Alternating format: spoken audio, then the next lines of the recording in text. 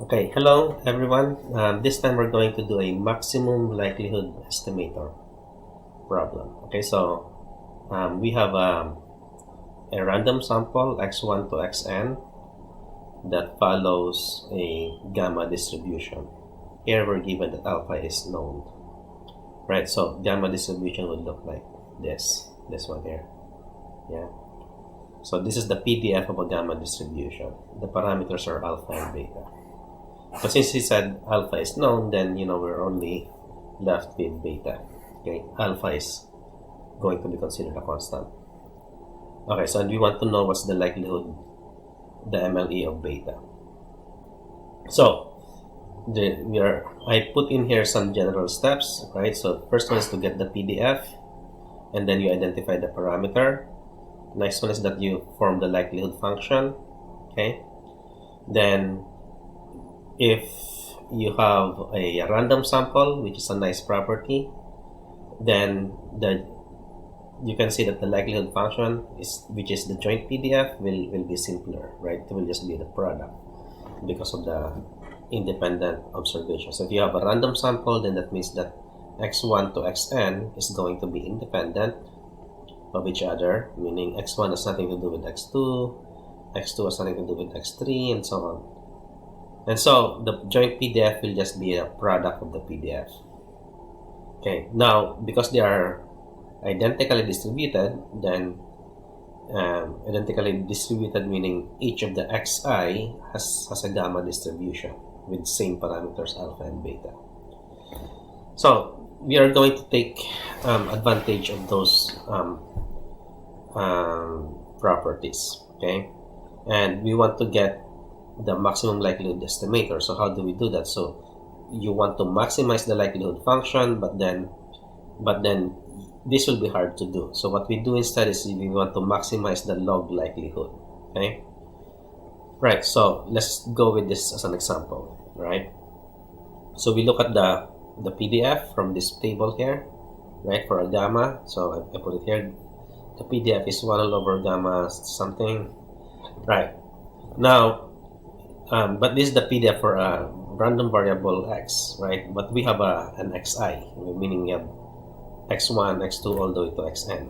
So f of xi will be given by this, okay? So as you can see here, we're going to replace x with xi, okay? And we now recognize that beta is the parameter of interest in here. And I will be going from 1 to n. And then step 2 would be to form the likelihood function. See, this is the likelihood function. Now I'm saying L as a function of B xi, right? Right, so or just I can just simply short it to L of beta. Okay, so now again, because of independence, this will be true. fx1, fx2 all the way to fxn. Okay, so we could write this compactly as the product. Okay, the pi here, the big pi is just the product operator. Okay, now we can substitute now the PDFs for x1. So as you can see here, this is the PDF with x1, where your x here is x1, and this is the PDF for x2. Your x here is x2 now, and then all the way to xn, right? So these are just products. Now as you can see here, if you want to maximize the likelihood function, it will be very hard because this is a product, right? So you have a product rule for u and v, then the product will be like already very long. Even if you have like 3 variables, then it will be much longer. Now imagine if you have n variables, so it doesn't make sense to maximize the likelihood function. What we do instead is to form the log likelihood. Okay, log likelihood is the logarithm of the likelihood function. So this is a monotonic transformation, so that is fine, meaning whatever maximizes the likelihood function will also maximize the log likelihood function, and vice versa. Whatever maximizes the log likelihood is assured to maximize the likelihood function. Now with this, we can use some basic properties. So the first property that we need to know is we will be using is this, right? The log of the product is equal to the sum of the logs, right? So we want this because guess what? You know, the likelihood function is just product of PDFs. So if we take the log of the likelihood function, it becomes the sum of the logs. Okay, so now it becomes log of the PDF of the x1 plus log of PDF of the x2 plus that all the way to log of the PDF of xn. Now with this one, we can combine. We can certainly combine some like terms in here, right? Now we use this property again, recognizing that, you know, 1 gamma, you know, within the PDF, it's still like a product, right? So this is like product of 1, 2, 3, 4 terms. Yeah. So for this part here, this is like log of 1 over gamma plus log of beta to the alpha plus log of x1 to the alpha minus 1 and so on, right? And log of e to the negative beta x1, right? So that's just for x1, and then you go to for x2, you did for x2, that all the way to xn. Okay. Now, as you can see here, we are now able to separate the logs. Okay. And then we can collect the like terms. Certainly, you know, log of 1 over gamma, okay, will be the same for x1 to xn, and then log of beta to the alpha will also be the same. So we collect the like terms, and then we can simplify this further. So we can skip some of the algebra here, and then we will be arriving at this. Yeah. Okay. Now we want to take the derivative of the log likelihood with respect to beta, because we want to maximize the log likelihood with respect to beta. Beta is the parameter that we want to solve, right? And you take the derivative of this, okay, set it equal to 0 because we're trying to maximize it, and solve for beta. Okay, when you solve for beta, you have to recognize that this one is just, you know, x1 over x bar, right? So the MLE estimator of beta is alpha all over x bar. Okay. Alright, so next we'll try this one. So we have a shifted, you know, let's have another one. Let's say I want this. Okay, let's try this one. This one is an interesting case. Okay, so shifted exponential, right? And we want to get the MLE of lambda. Okay, so again, this is the PDF for each of the x. Now, remember the steps, right? First, we get the MLE, the PDF, and we replace x with xi because now we are recognizing that we need the PDF of xn random variables, right? And then we take the likelihood function, right? The product of the PDFs. Okay, again, we can do this because of the random sample, right? And then we get the log likelihood. We take the log of this, right?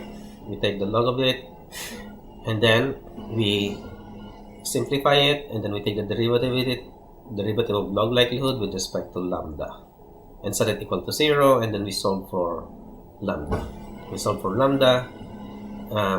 You know, you can see that, you know, when you solve for lambda, then lambda here will be n over sum of xi over theta hat. Okay, so that kind of like goes right away. Okay, so there. Now we also want to get the PDF of theta. I mean the MLE of theta. Okay, so if you're gonna be doing this with the MLE of theta, from the log likelihood, we're going to take the derivative with respect to theta, right? So, but then when you take the derivative with respect to theta, it comes out to be theta is not in there. So we have to do something else. Okay. So here we have to investigate. We have two ways of doing this. We have to use either the minimum or the maximum. Okay. So we look at the log likelihood function here, and you see that if you use the minimum,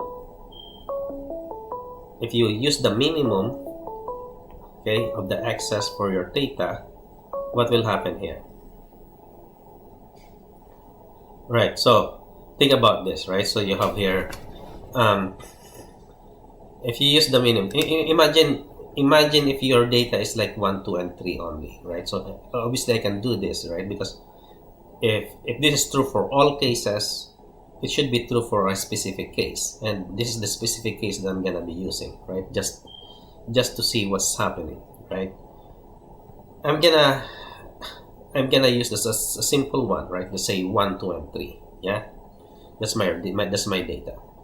If I pick theta hat to be the minimum, which is 1, then what will happen to sum of xi all over theta hat? Okay, so for x1, okay, it's gonna be 0, so it goes 1 minus 1 is 0. For x2 equals 2, 2 minus 1 is 1, okay, and for x3 equals 3, 3 minus 1 is 2, yeah? So 0 plus 1 plus 2 is certainly going to be a positive number. So this one is going to be a positive number, right? And n is always a positive number. In this case, it's 3. So it will make your lambda hat equal to a positive number, right? So if lambda hat is a positive number, this one is a positive number, positive, positive, then what will happen to the little l of theta?